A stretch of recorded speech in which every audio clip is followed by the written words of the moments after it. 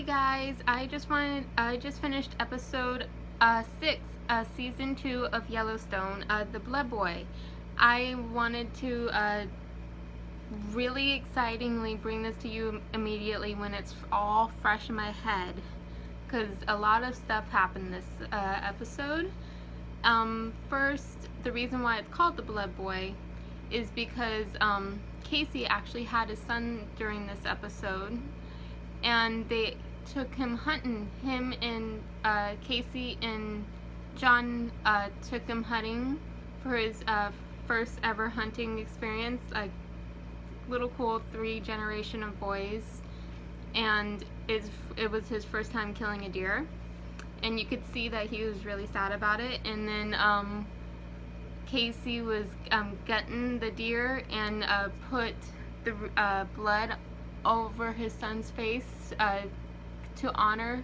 He was explaining while he was doing this to his son is to honor the deer that he just killed, and he was really sad about it. And then John was told him everyone, there's no animal on this planet, everything on this planet kills something somehow or somehow, and even in case he was even the trees has killed things underneath the ground just in order to survive. Everyone just kills to survive, basically, was the lesson they were trying to teach him.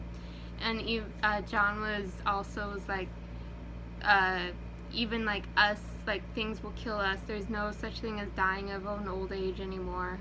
And that was actually kind of sad. If anything, that pushed me to being a vegan even more.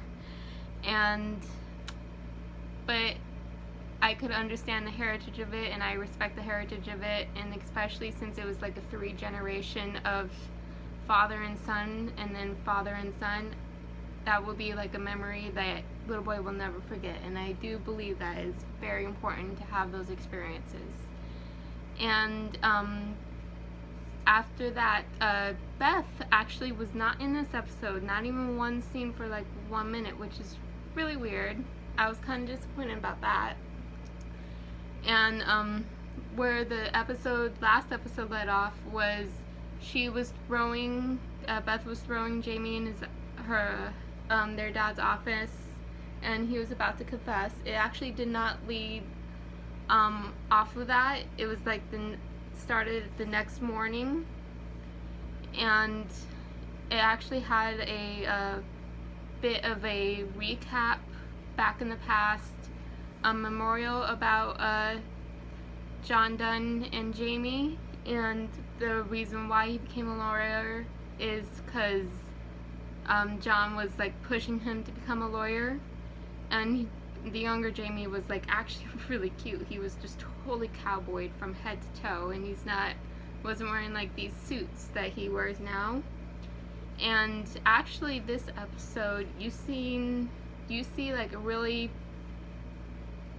violent version of Jamie. You see definitely another side of him. He calls up Sarah, the girl from New York who's doing the story, and was trying to convince her to drop it, and he didn't want to do it, but he threatened I'll lawyer up, because I'm a lawyer and I will come after you legally to get you stopped this story. And she was oh, your father's not a king, this branch isn't a kingdom, and no one man should own each this amount of land. It should be a park or something for the public. And she's and I can't wait to help take it away from you guys. You don't deserve this ranch. And then those words kind of clicked something in Jamie's head, and you could even see his eyes kind of faded over. And all this time, when after she said that, she turned her back on him and was walking back to her car, and he chased after her, slammed her forehead up against her car, and she lands on the ground facing him, and he's kind of freaking out, going what did I even just do? But he goes on his knees and chokes her out and basically finishes the job. and the whole time he's like kind of freaking out, going, I'm sorry, I'm sorry, I'm sorry. And then puts the body in his trunk of his car and drives back to Yellowstone, their like the main part of their ranch, and goes to Rip, and Rip helps him take care of it and they dispose of the body, and they actually make it look like an accident, like she just had like a kayaking accident. And towards the end, his ex-girlfriend actually sees that on her, there was a news report because someone obviously found the body and it just made it look like she drowned. And his ex-girlfriend like watches it on the news at the same time John is actually watching it on the news, and she's freaking out in her apartment, and John actually goes into the living room and sees Jamie kind of just alcoholing it all in, and said like they kind of have a heart-to-heart, like, what did you do? And he's like, what I had to do, like I had no choice. And he's like, there was always a choice, son. And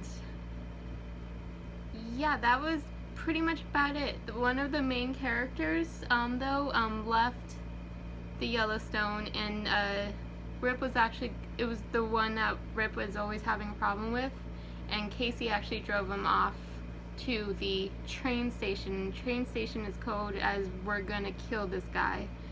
And Casey actually just ended up letting him go because like he just didn't want to have another blood on his hands. And yeah, Beth actually was not in this episode, not even for one scene, and I don't even know how I feel about that, because I really want there to be a scene where just Rip and her finally get together. But Rip actually had like a lot more scenes in this episode.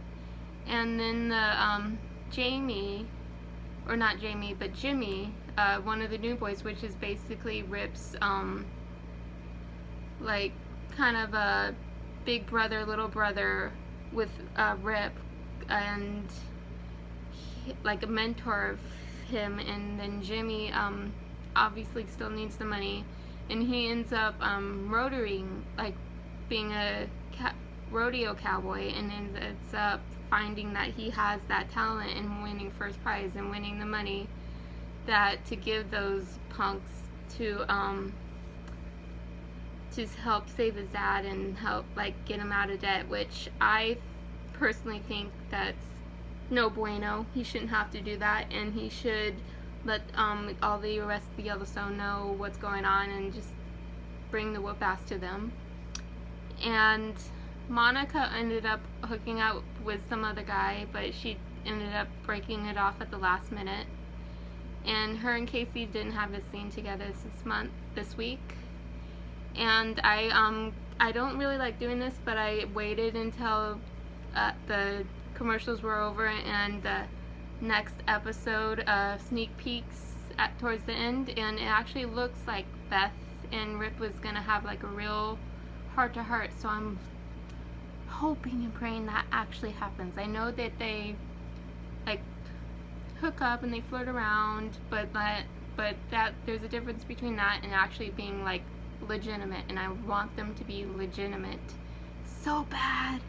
Well, that's my review for episode 6 of Yellowstone season 2. I hope you guys enjoy the show, and I hope you guys enjoy these reviews, and because I really love this show. It pretty much brings me to home. Like I feel so like this is in my blood somehow. I'm like my heritage, and I just like feel so at home watching this show, and I hope you guys really like it too. Bye bye, see you next week.